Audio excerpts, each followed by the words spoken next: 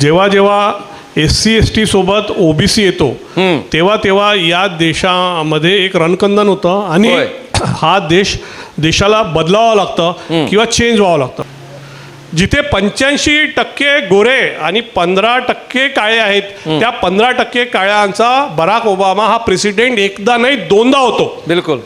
पण आपल्याकडे आपण 85% काळे आपण बहुजन आणि 15% जे गोरे आहेत ते असून सुद्धा आपण 85% झोपलेले आहोत. वा.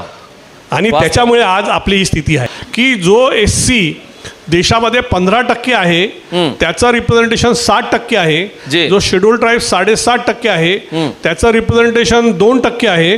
आणि तू जो 52% आहे तुझं रिप्रेझेंटेशन फक्त 4% आहे. म्हणजे 15% SC ला सुद्धा 7% जेव्हापासून देश स्वतंत्र झाला तेव्हापासून, म्हणजे त्यांना 15% ते गेलेले नाही आहेत. अजून टक्केवारी पूर्ण नाही आहे. म्हणजे तेव्हा IIT आणि IIMs मध्ये रिझर्वेशन SC ST ला होतं का, तर होतं. लक्षात घ्या. अच्छा. ज्यावेळेस या देशामध्ये प्रायव्हेट एज्युकेशन इन्स्टिट्यूशननी PA इनामदार पुण्याचे हे कोर्टात गेले आणि त्यांनी म्हटलं की माझी ही शिक्षण संस्था खाजगी आहे आणि आर्टिकल 19च्या अंडरमध्ये व्यवसाय करायचा मला अधिकार आहे आणि सरकारने मग हे SC STचं रिझर्वेशन मला काय द्यायला लावतं. ॲक्च्युली हे सरकारचं काम आहे. आणि सुप्रीम कोर्टाने तो मुद्दा मान्य केला की बरोबर आहे, आर्टिकल 19 नुसार प्रत्येक माणसाला त्याचा ऑक्युपेशन ट्रेड करायचा अधिकार आहे आणि त्याच्यानुसार PA इनामदार म्हणतायत ते बरोबर आहे. आणि म्हणून त्यांनी म्हटलं की प्रायव्हेट एज्युकेशन इन्स्टिट्यूशन्स जे आहेत त्यांना काही बंधनकारक राहणार नाही. तर तोपर्यंत SC ST लाही मिळत होतं, ते पण बंद झालं. पण ह्या खासदारांनी आणि शरद यादवनी सांगितलं, ॲक्च्युली ते सोनिया गांधीकडे गेले म्हणून सोनिया गांधी पटून गेल्या होत्या की ठीक आहे SC ST काय साथ निकालला आणि काय म्हणजे आपका OBC का बाद में कर लेंगे. पण OBCचं असं नंतर कधी येत नसतं. हे पूर्ण आयुष्य आपण एवढ्या पिढ्यामध्ये बघत. शरद यादव बोलले नाही, हनुमंतराव अप्पा बोलले नाही, लालू प्रसाद मुलायम ह्या सगळ्यांनी म्हटलं की नाही ये इसमें OBC शब्द डालो. म्हणून 14 जूनला जे बिल येणार होतं ते मग 14 डिसेंबरला येणार होतं, ते 21 डिसेंबरला ते बिल आलं 7 दिवसानंतर आणि त्यात OBC शब्द टाकण्यात आला. आणि त्यामुळे SC ST OBC यांना प्रायव्हेट एज्युकेशन इन्स्टिट्यूशनमध्ये सुद्धा रिझर्वेशन मिळालं. की ह्या सरकार, हे जे सध्याचं सरकार आहे हे सरकार आता सर्वांच्याच नजरेतून उतरलेलं आहे. मग सरकारला काहीतरी करायचं आहे म्हणून या सरकारने हे बिल आणलं असं माझा म्हणजे व्यक्तिगत माझं म्हणणं आहे की जेणेकरून हे आंदोलन चालतील तर ते काय म्हणतील निवडणुकीमध्ये भाषण देताना, अरे हमने तो SC ST OBC के लिए लाया था इक्विटी का बिल मगर सुप्रीम कोर्ट ने निकाल लिया, उसमें हमारा क्या दोष.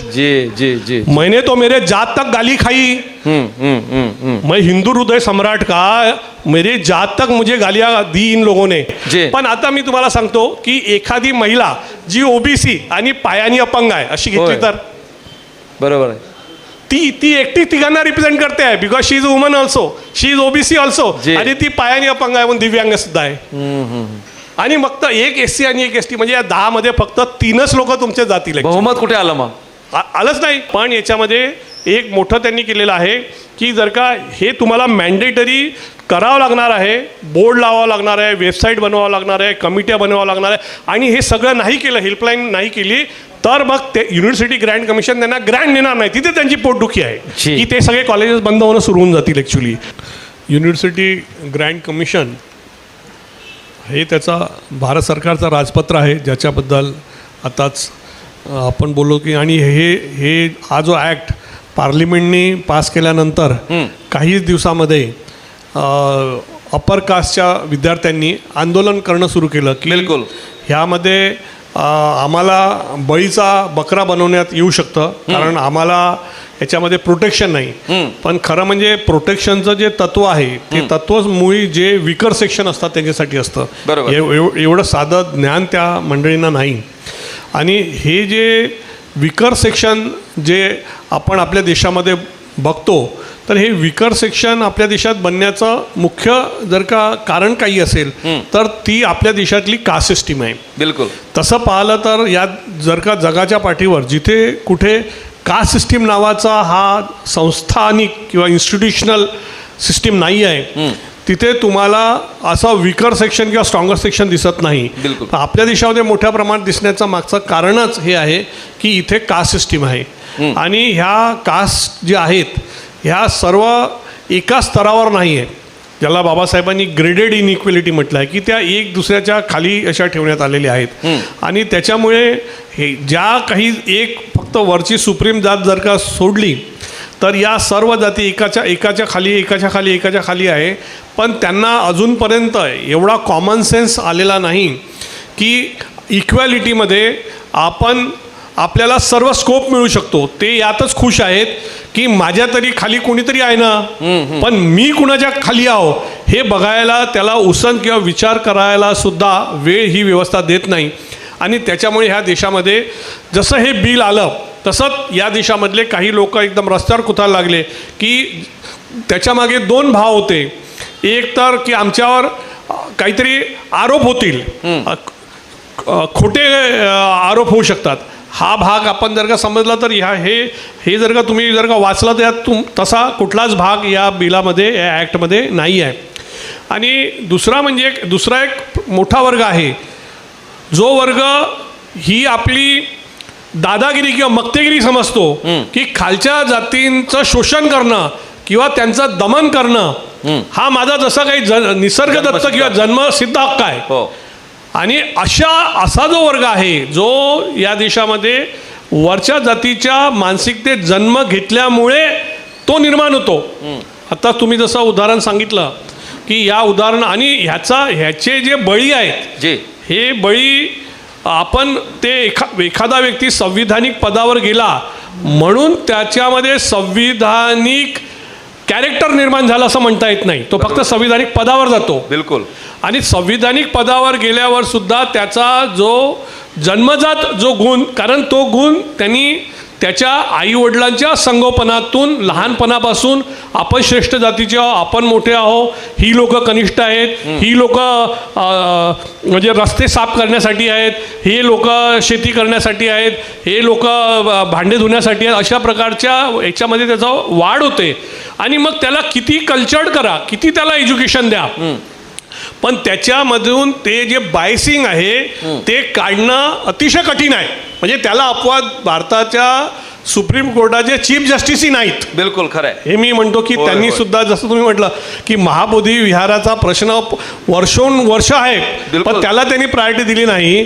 पण ह्या प्रश्नाला प्रायोरिटी दिली आणि सांगितलं की ह्या ॲक्टला आम्ही सस्पेंड करतो ॲक्च्युली. तर मला असं वाटतं की हा सुद्धा बायस, म्हणजे फक्त हे युनिव्हर्सिटी ग्रँट कमिशन ही जे इक्विटी आणायचा हा जो ॲक्ट आहे हा फक्त युनिव्हर्सिटी पुरता मर्यादित न राहता हा पूर्णपणे न्यायव्यवस्थेत गेला पाहिजे. की जो चीफ जस्टिस ऑफ इंडिया आहे तो सुद्धा त्याला सुद्धा आपण ॲक्यूज म्हणून आपण ॲग्रीव्ड पार्टी म्हणून कंप्लेंट करता आली पाहिजे. नक्की. वा. हे खरं म्हणजे आज त्यांचं ते रिडक्शन करायचा प्रयत्न करत आहे. आपला प्रयत्न असला पाहिजे की आपण याचं एक्सपान्शन कसं करू आणि चीफ जस्टिस असा कसा निर्णय घेतो, ह्या निर्णयावर सुद्धा एखादा जर का ॲक्ट असता तर आपण तिथे कंप्लेंट करायला गेलो असतो आणि म्हटलं त्यांनी असं कसा घेतला निर्णय. बरोबर आहे. तर मला असं वाटतं की या गोष्टीला आपण या देशाच्या जाती व्यवस्थेच्या संस्थात्मक जी रचना, इन्स्टिट्यूशनल जे मेक आहे, या मेकच्या दृष्टिकोनातून बघितलं पाहिजे. आणि तसं मला वाटते आजच्या चर्चेमध्ये अनेक मान्यवर आलेले आहेत, ते सुद्धा व्यक्त होतील असं मला वाटते. जोरदार टाळ्या होऊन जाऊ. अतिशय महत्त्वाचा मुद्दा या ठिकाणी मांडणी केलेला आहे.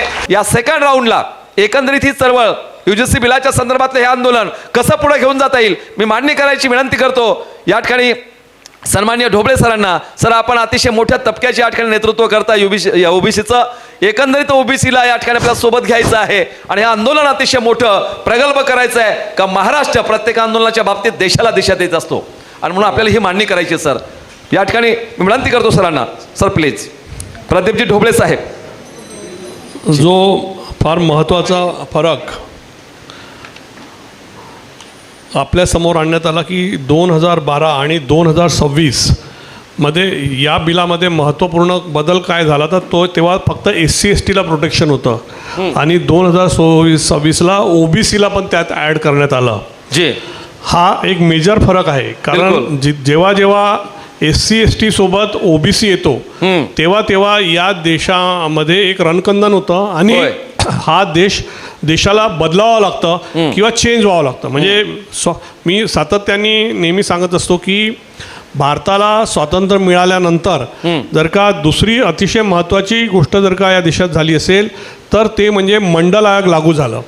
मंडल आयोगाने ज्या ओबीसीला हे भडकवण्यात येत होतं की बाबा फक्त ह्या जागा SC/STलाच मिळतात होय. आणि त्याला काहीच न मिळतात, त्याला राग यायचा SC/STचा, बिलकुल जे उच्चवर्णीय सांगायचे, जेव्हा त्यालाच ॲक्च्युली त्या SC/ST सोबत रिझर्वेशन दिलं आणि ते मंडल आयोगाने स्टडी करून दिलं जी. आणि सांगितलं की जो SC देशामध्ये 15% आहे त्याचं रिप्रेझेंटेशन 60% जी. आहे, जो शेड्यूल ट्राईब 7.5% आहे त्याचं रिप्रेझेंटेशन 2% आहे आणि तू जो 52% आहे तुझं होय. रिप्रेझेंटेशन फक्त 4% आहे. 4% म्हणजे आहे. 15% SCला सुद्धा 7% जेव्हापासून देश स्वतंत्र झाला तेव्हापासून, म्हणजे त्यांना तेव्हापासून. 15% ते गेलेले नाही आहेत, अजून टक्केवारी पूर्ण नाही. टक्केवारी पूर्ण नाही आहे. जी. पण ओबीसींना सुद्धा जेव्हा कळलं की त्यांना 52% लोकसंख्या असून फक्त 4% प्रतिनिधित्व आहे आणि म्हणून मंडल आयोग लागू झाला. त्या मंडल आयोगामुळे मंडल आयोग ही या देशातली स्वातंत्र्यानंतरची सर्वात मोठी अशी घटना होती. बिलकुल. तेव्हा एकदा हे झालं, मग मंडल फेज 1 झाला, मंडल फेज 2. आताच कदम साहेब जसं सांगत होते की त्यावेळेस आम्ही एकेका मेडिकल आणि इंजिनिअरिंग कॉलेजमध्ये जाऊन, कारण तेव्हा हायर एज्युकेशनमध्ये रिझर्वेशनचा मुद्दा आला होता. जे म्हणजे तेव्हा IIT आणि IIMsमध्ये रिझर्वेशन SC/STला होतं का, तर होतं, लक्षात घ्या. अच्छा.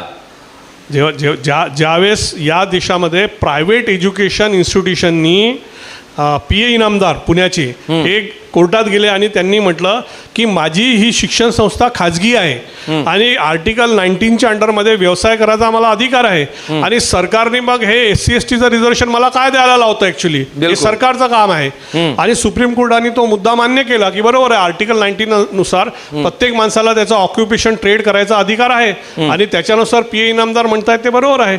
आणि म्हणून त्यांनी म्हटलं की प्रायव्हेट एज्युकेशन इन्स्टिट्यूशन्स जे आहेत त्यांना काही बंधनकारक राहणार नाही, तर तोपर्यंत SC/STलाही मिळत होतं, ते पण बंद झालं.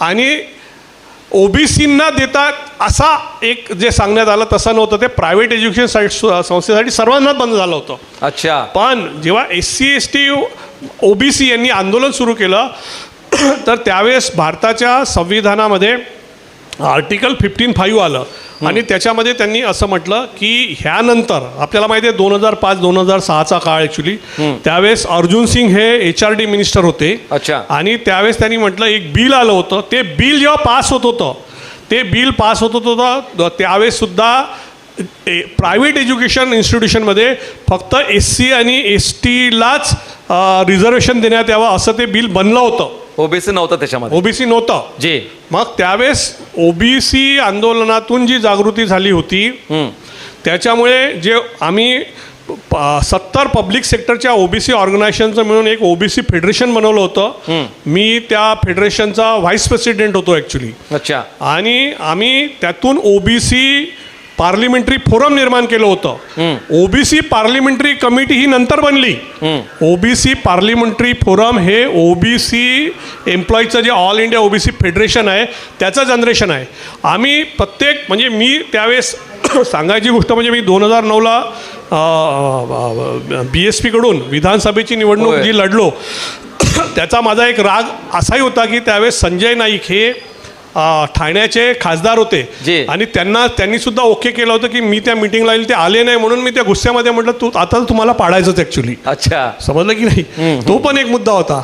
पण ह्या खासदारांनी आणि शरद यादवांनी सांगितलं ॲक्च्युली, ते सोनिया गांधीकडे गेले म्हणून सोनिया गांधी पटून गेल्या होत्या की ठीक आहे SC/ST का साथ निकालला आणि काय म्हणे आपका OBC का बाद में कर लेंगे. पण ओबीसींचं असं नंतर कधी येत नसतं, हे पूर्ण आयुष्य आपण एवढ्या पिढ्यामध्ये बघत आलो. शरद यादव बोलले नाही, हनुमंतराव अप्पा बोलले नाही, लालू प्रसाद मुलायम ह्या सगळ्यांनी म्हटलं की नाही ये इसमें OBC शब्द डालो.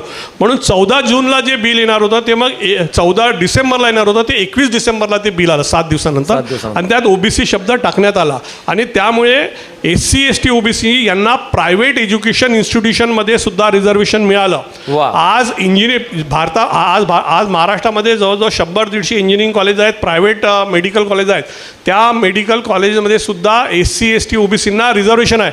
मग ते बोलले की इनका खर्चा कौन करेगा. मग आपण म्हटलं सरकारला तुम खर्चा करो अगर हमारे पास नाही तो. जी. मग त्याच्यामुळे SC/ST ना 100% स्कॉलरशिप आणि ओबीसींना 50% स्कॉलरशिप देण्यात येईल असं.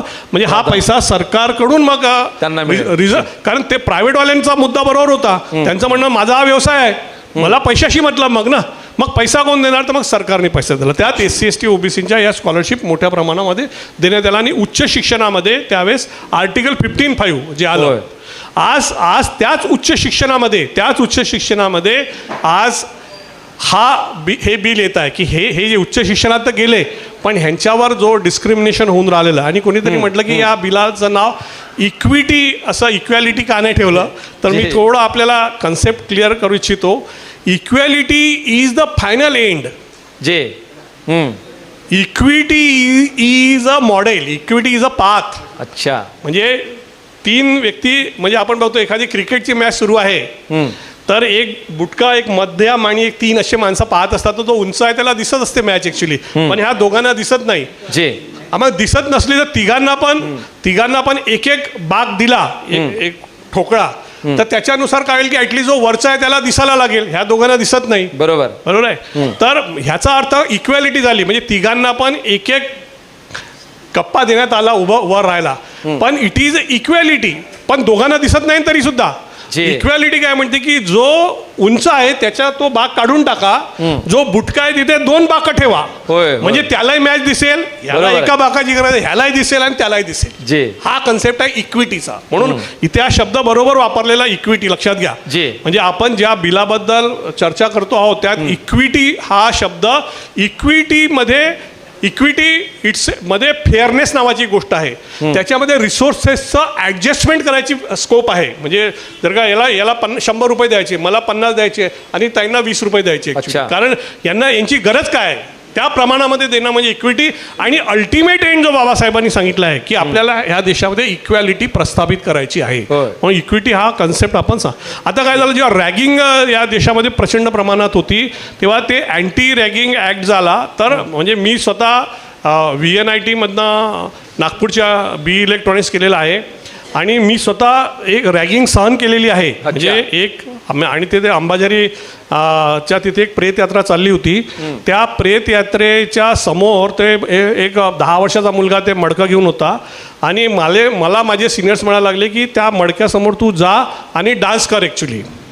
आणि जर का केला नाही तर ते सिगरेट पित होते. ते म्हणाले मला सिगरेटचे चटके तुला पायाला देऊ.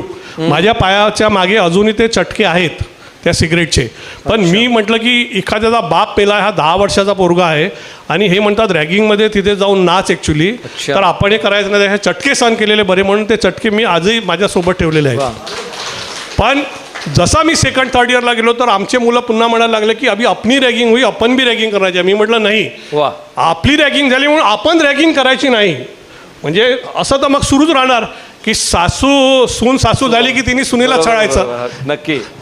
आणि रोल तर बदलत जाणार. मी म्हटलं नाही. आणि नंतर स्कोप वाढत गेला आणि अँटी रॅगिंग ॲक्ट. आजच माझ्याकडे सकाळी एक पोरगी आली होती ॲफिडेविट घेऊन. ॲक्च्युली मी इथे यायच्या आधी तिला दिलं.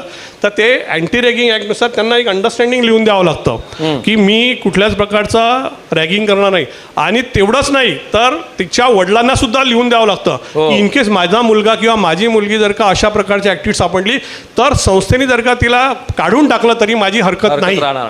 आता या ॲक्टमध्ये काय आहे माहिती आहे का, हे अशा प्रकारचं इक्विटी संदर्भात लिहावं लागणार आहे. हा इक्विटीचा अवेअरनेस आणण्यासाठी जो पण मुलगा आता हायर एज्युकेशन इन्स्टिट्यूशनमध्ये जाईल त्याला एक अंडरस्टँडिंग ॲफिडेविटवर लिहावं लागेल की मी काही असलो तरी मी ह्या इक्विटीला प्रमोट करेल. आणि जेव्हा केव्हा पण कुठली इन्स्टिट्यूशन सुरू होईल तर त्यावेळेस असं सर्व मुलांचं गॅदरिंग, आपण ते 3 इडियटमध्ये बघितलं ना, तो प्रोफेसर असतो दाढीवाला टकला आणि तो सगळ्या मुलांना ॲड्रेस करतो. तर सर्व मुलांना तुम्हाला ॲड्रेस करावं लागेल आणि इक्विटीचे पाठ द्यावे लागतील आणि ठिकठिकाणी इक्विटीचे स्लोगन्स तुम्हाला डिस्प्लेवर करावं लागेल, वेबसाईट करावं लागेल. त्याच्यानंतर इक्विटी हेल्पलाईन सुरू होतील. त्याच्यात इथपर्यंत प्रोव्हिजन आहे की एखादा मुलगा घाबरत असेल तर तो इक्विटी हेल्पलाईनला सांगू शकतो की माझं नाव बाहेर येऊ देऊ नका कारण मला भीती आहे, पण तुम्ही याच्यावर ॲक्शन घ्या. मग आता हे सगळं म्हणजे ह्या देशामध्ये जर का इक्विटी आणणं हा काय गुन्हा आहे का? जगाच्या पाठीवर कुठलं म्हणजे आज तुम्ही अमेरिकेचं जर का उदाहरण घेतलं तर तुम्हाला हॉलिवूडचा एकही सिनेमा असा दिसत नाही की ज्यामध्ये तिथे ब्लॅक कलर नसतो. बरोबर आहे, कारण तिथे त्याच्याशिवाय तो सिनेमा बाहेरच येऊ शकत नाही. एवढं त्यांनी आता कन्सिव्ह केलेलं आहे, म्हणजे इक्विटी त्यांनी कन्सिव्ह केलेली आहे त्यांनी. आणि त्याच्याचमुळे ॲक्च्युली जिथे 85% गोरे आणि 15% काळे आहेत, त्या 15% काळ्यांचा बराक ओबामा हा प्रेसिडेंट एकदा नाही दोनदा होतो. बिलकुल. पण आपल्याकडे आपण 85% काळे आपण बहुजन आणि 15% जे गोरे आहेत ते असून सुद्धा आपण 85% झोपलेले आहोत. वा.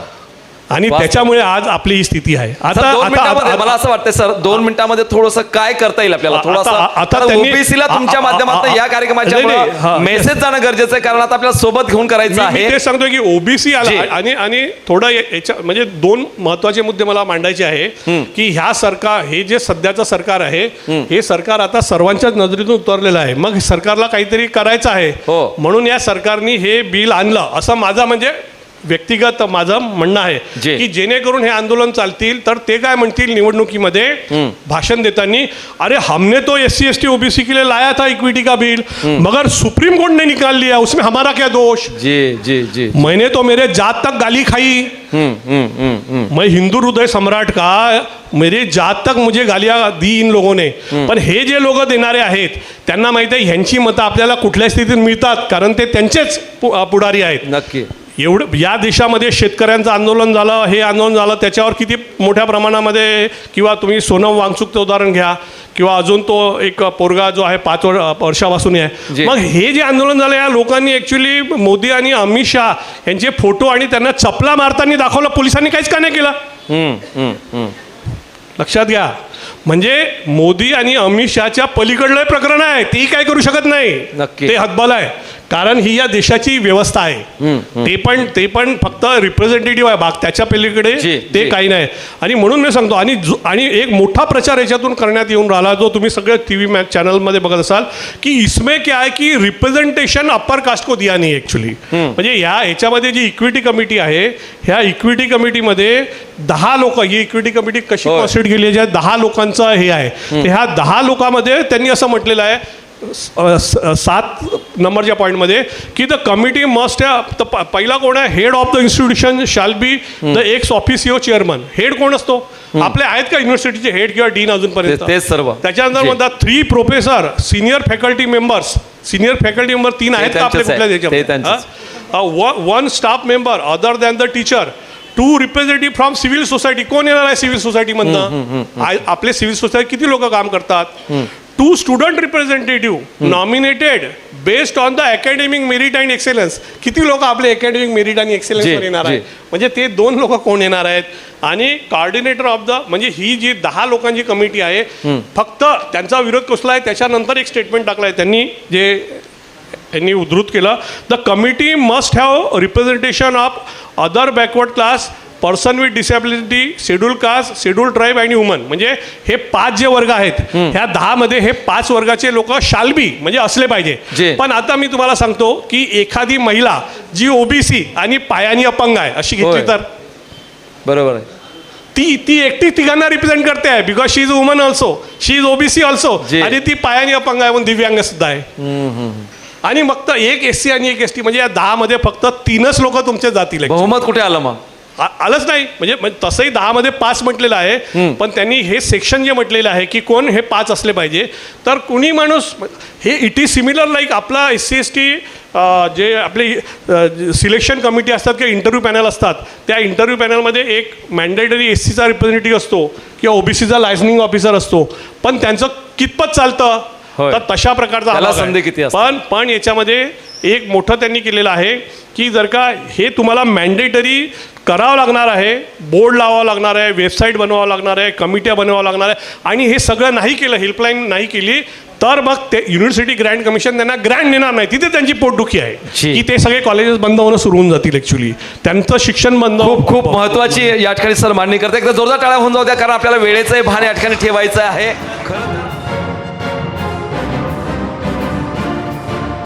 आप देख रहे हैं